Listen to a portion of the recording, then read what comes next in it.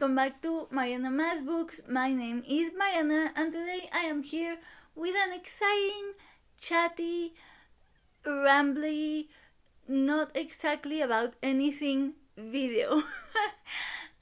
Okay, so first I wanted to do a quick health update, I guess. I think I haven't posted in like 2 weeks, which is funny because it's not a long time, but internet time is weird and it feels like a lot.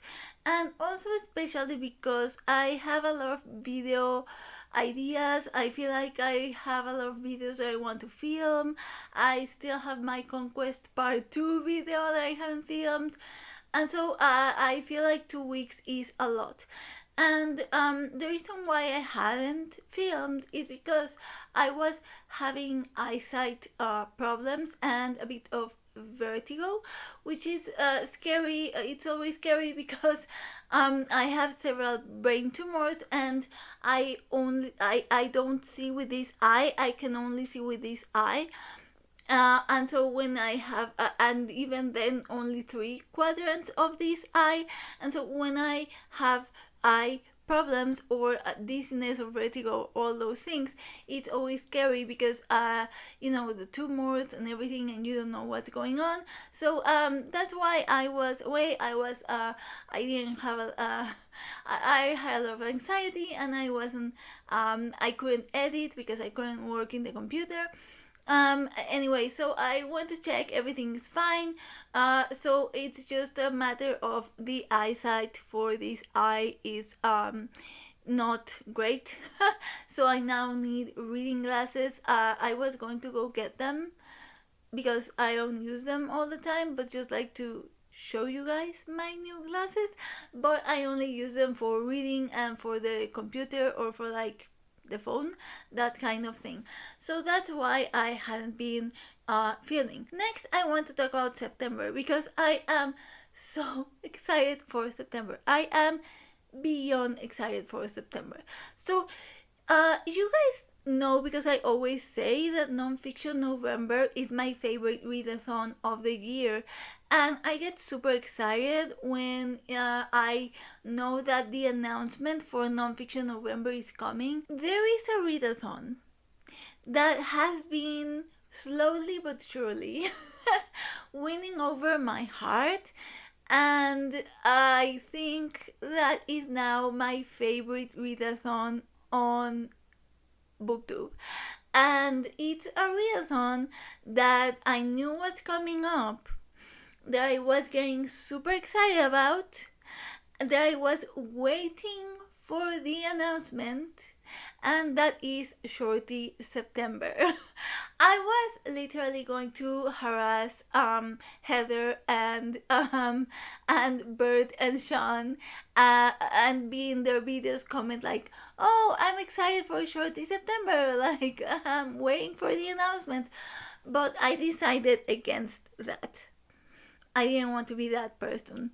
But I was quietly in my home waiting for the Shorty September announcement. I have a lot of short books that I've been wanting to read, and they are like a mixed bag because, funnily enough, I'm not a very short book person. I usually read, the books I read are usually 300 pages or more.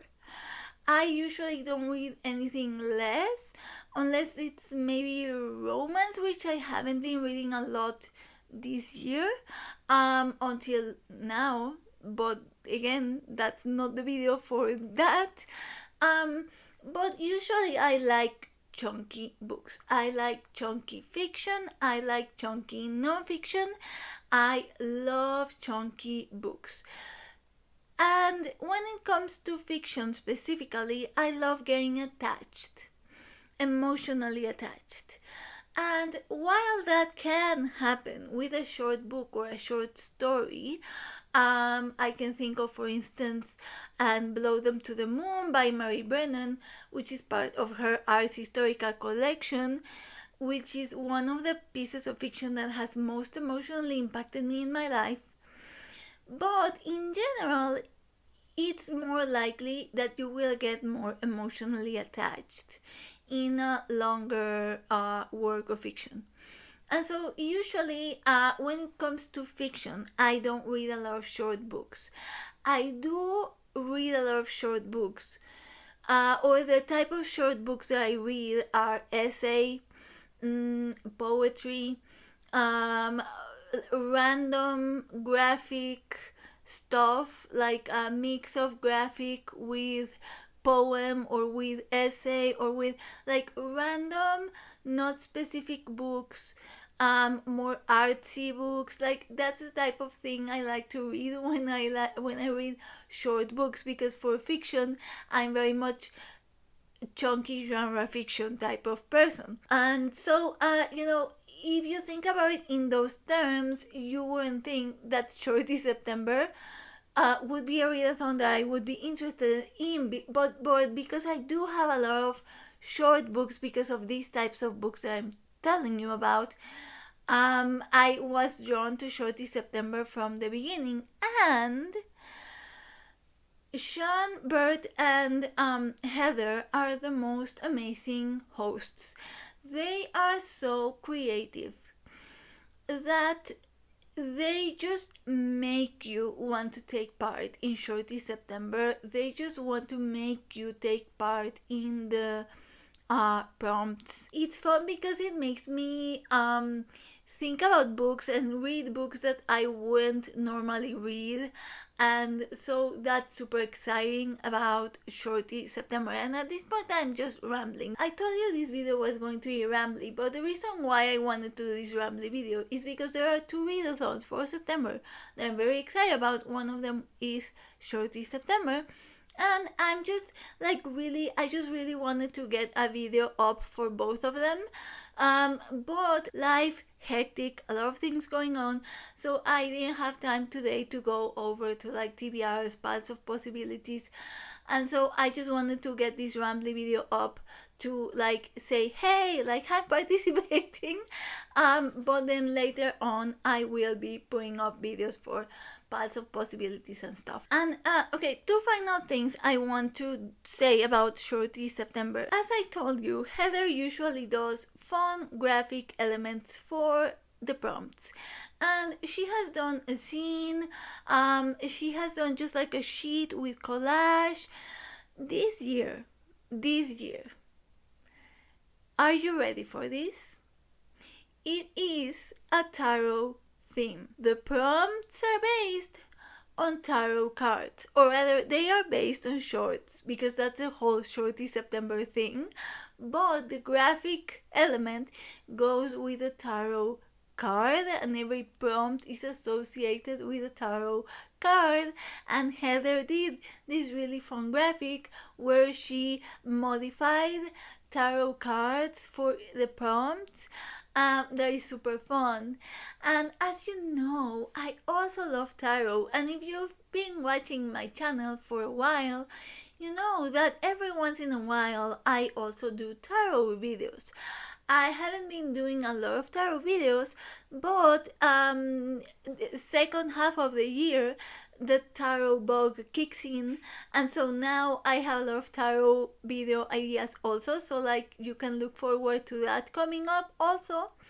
But so you can imagine my excitement when I saw the announcement going up for Shorty September, which I was already looking forward to, I was already excited about. And then I find out, oh, by the way, this year is a tarot theme. Beyond excited. I'm beyond excited.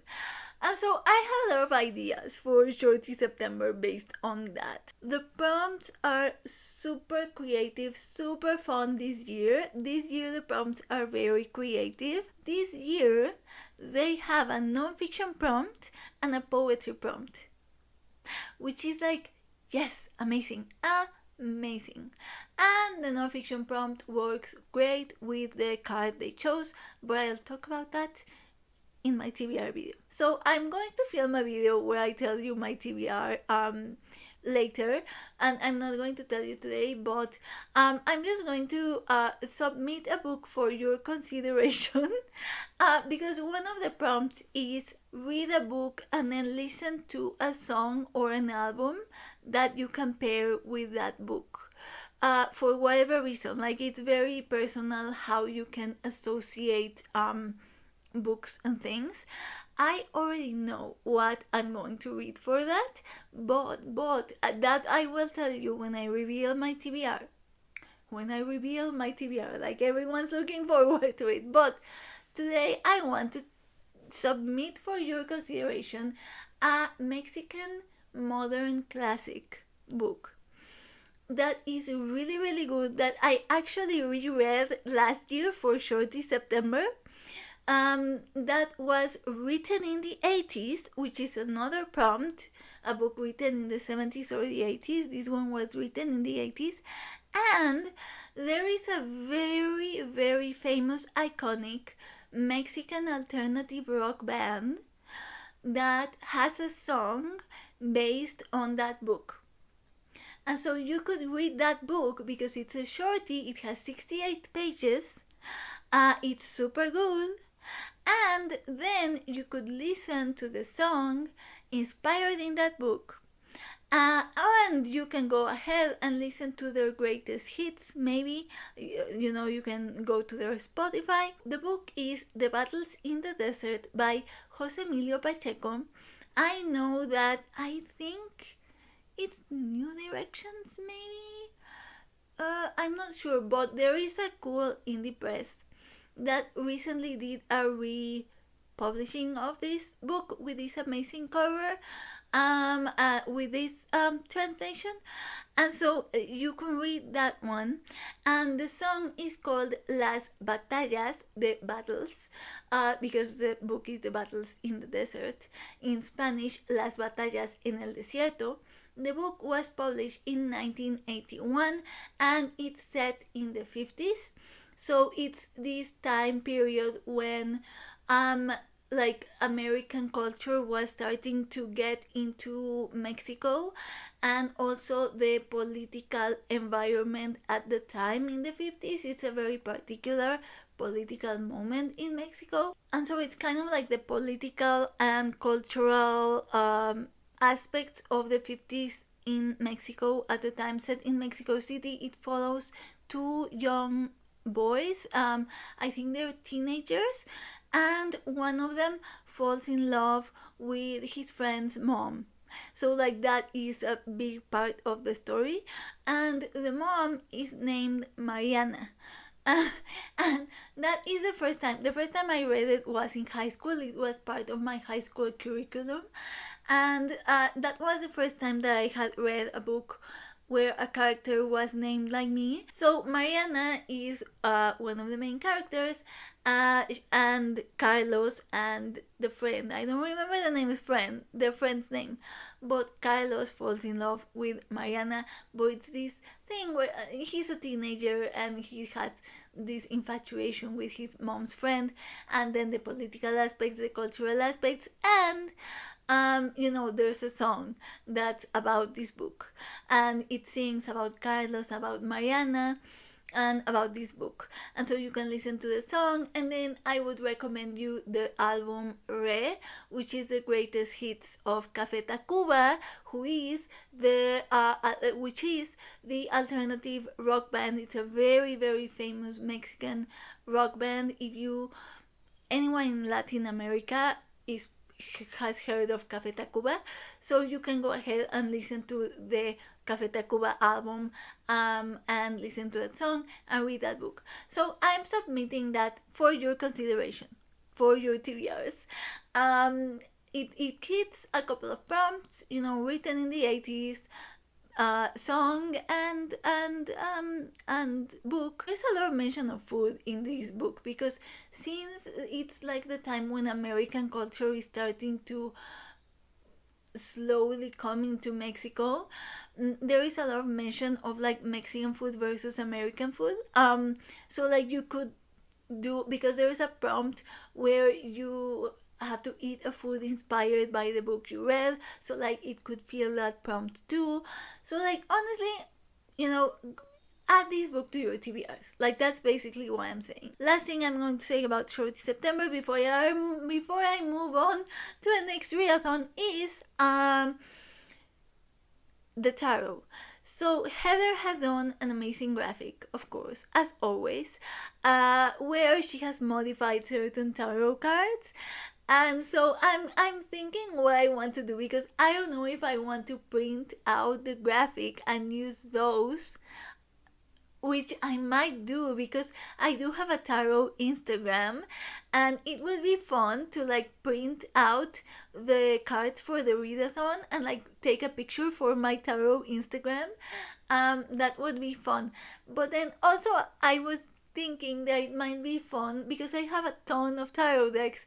So I also thought it might be fun to do like a video where like incorporate in some way my cards, right? Because I could like use my favorite cards that I have for each of the cards for the prompts. I don't know, like I could use them as bookmarks, like I could use them for my TBR. I could use them as like to choose what book I'm reading, like which card I get. I don't know. I'm going to think about it to see what videos I'm going to make, and you can refer to the ending of the video for a conundrum that I find myself into. And then moving on to the next readathon. So the next readathon is called Framed in September. Framed in September is created by Elizabeth at Bookends and Books, and there are a bunch of cohosts that I will of course link down below. This is a new readathon, so I haven't learned all the cohosts. I do know Hannah from Hannah's Books is also a co-host because she also did an announcement video that I also watched. So I'm going to link them down below, like all of the hosts and everything. Framed in September is a readathon to read about art, whatever form of art, and both fiction and non-fiction, whatever it is you want to read. And this is one of those readathons where there are only 2 prompts. One of the prompts is read a book about art, whatever form of art, and fiction or non-fiction. So like read one book, that's it. And the other prompt is experience a work of art. So like that could mean a lot of things. You could go to a museum, you could go to a concert, you could go to a park and look at a sculpture, you could flip through one of your art books and see the art pieces that are there. Like there are so many ways where you can, or I have a lot of art pieces in my house because my parents are really into art. I'll talk about that when I make my TBR for this readathon. So like you could go into your house, maybe into your living room, and really pay attention to a piece of art that you have that you had never paid attention to. Whatever, you know. So it's like a very relaxed readathon in that sense. I am so excited for this readathon. So I love art. Art has always been a big part of my life. Of course, you know, if you think poetry, literature, that is a form of art, but specifically the visual arts, you know, painting, sculpture, drawing, like that type of collage, that type of thing, you know, that type of art, the type where you go to a gallery and look at art. Again, I'm going to talk more about my relationship with art when I do the TBR video or Pile of Possibilities video for that readathon. But it's been a big part of my life, and I love art, and I love art history. Specifically, art history is one of my favorite things. It's one of the things I considered going to school for. After I finished high school, I thought of going to study art history. I didn't end up doing it, but I still love art history, and I have read a lot of art history. And as you know, I'm doing Historathon this year. I mean, most of my videos this year I feel like have been for Historathon. I just did my mid-year freakout video, Historathon edition, where I talked about all history books. And so I was already thinking about reading art history books for Historathon. And this readathon fits perfectly with Historathon. Okay, my mind just went somewhere because I just realized that I can fit Historathon, Shorty September, and Framed in September with one of my books. Back to you. My mind wandered for a bit. And now I have to bring it back. Okay, what was I saying? I was already thinking about reading art history books for Historathon, and I do have a lot of art history books that I can read. But then I also have fiction books about art that I can read. It's making me think of books I have read. So, like, this is the type of video that I wanted to do today. It's rambly because I have a lot of ideas of things that I could do, because I could film a video about the art books that I have read, that I recommend. I could do a video showing my art books that I own, flipping through them. And I also thought it would be cool, actually, like, it's so fun that Shorty September incorporated tarot, because I was already thinking about incorporating tarot into my videos more. And so for Framed in September, I was thinking that I could do a video where I could show off my art tarot decks that I have, because I have tarot decks that are based on works of art or artists. Um, ignoring the fact that all tarot decks are works of art. I mean tarot decks that are specifically using pre-existing art. So I have a lot of ideas that I want to do. Obviously, I'm going to do at least a pilot possibilities TBR for each of the readathons. And here's my conundrum that I was talking about, and I'm kind of bummed about it. And when you hear what it is, you might think she's crazy. Why is she bummed about that? But I'm going to explain. Please bear with me. I'm going to explain, okay? So, I have a trip coming up with my family, 2-week trip in September, the first 2 weeks of September. We are going to Scotland and Ireland. I have never been. I've always wanted to go to Scotland, and my sister has always wanted to go to Ireland. And so we are going to spend a few days in Edinburgh, a few days in Dublin, and a few days in Belfast. Half of me is bummed, half of me is kind of excited. So because of the health things that I have, I don't love traveling. I used to like traveling, but traveling has become something where the things that I can't do become very evident to me, and that's not fun. I don't want to cry in this video. So I have this thing called dysphagia, which means, in my case, there are several ways where you can have dysphagia. In my case, it means I can't swallow anything at all. I can't swallow food, I can't swallow water, I can't swallow my own saliva, and I'm sorry I'm bringing that up, that's gross, I don't want to be gross. So I can't swallow anything. So I can't eat through my mouth, so I eat through a feeding tube. And so that's annoying in two senses when traveling. One, it's very not practical because I have to travel with my frozen liquid food, and I have to travel with bottles of liquid food on the plane, and you can't travel with liquids, and so you have to take the doctor's note and and it's a whole thing. And you have to travel with the frozen food, and like that's also a whole thing. So it's and you have to go to a place where there's like a freezer where the food won't go bad, and like I mean, I'm not going to bore you with the logistics. And then also there's the whole I have to sit down and eat through the feeding tube thing, and it's uncomfortable in a plane, in a bus, wherever traveling. It's very uncomfortable.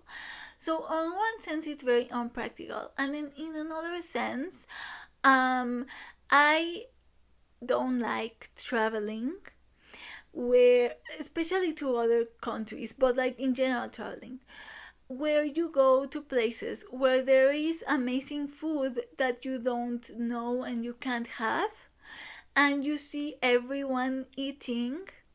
You see if you travel with friends or if you travel with family, they are all eating this amazing foreign food that you want to try and you can't.